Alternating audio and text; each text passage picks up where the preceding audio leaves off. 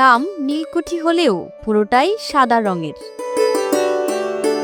নরসিংদীর রায়পুরা উপজেলার মির্জানগরের আটকান্দি নীলকুঠি জামে মসজিদটিকে কেউ তুলনা করেন মুঘল স্থাপত্যশৈলীর সঙ্গে, কেউ আবার তুলনা করেন তাজমহলের সঙ্গে, কারণ মসজিদটির গম্বুজ ও আকৃতি দেখতে কিছুটা তাজমহলের মতোই।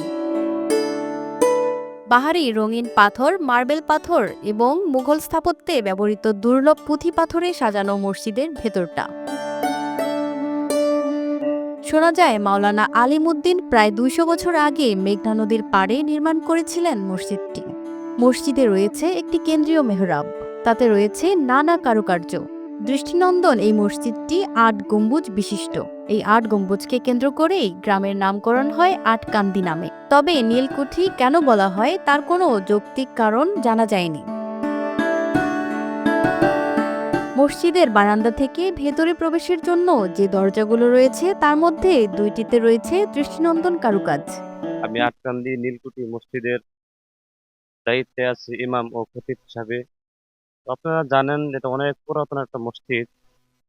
এটা আসলে আমি এটা দায়িত্ব পেয়েও আমার আত্মা থেকে অনেক শান্তি পাই। যেখানে আল্লাহ পাক রব্বুল আলামিনের মহান হুকুম ৫ ওয়াক্ত নামাজ আদায় করা হয়।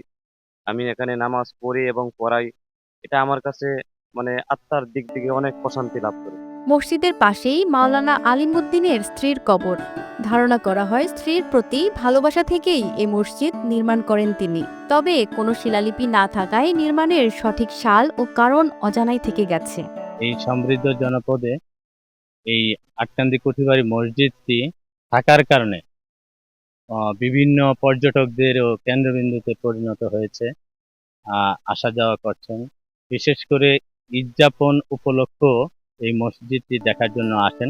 ২০২২ সালে এলাকাবাসীর অর্থায়নে মসজিদটি সংস্কার করা হয়, যে কারণে ঐতিহ্যের সঙ্গে আধুনিকতার সংমিশ্রণ ঘটেছে এই মসজিদে। ঐতিহাসিক এই মসজিদটি সরকারের প্রত্নতত্ত্ব অধিদপ্তরের আওতাভুক্ত করার দাবি লোকসংস্কৃতি গবেষকদের।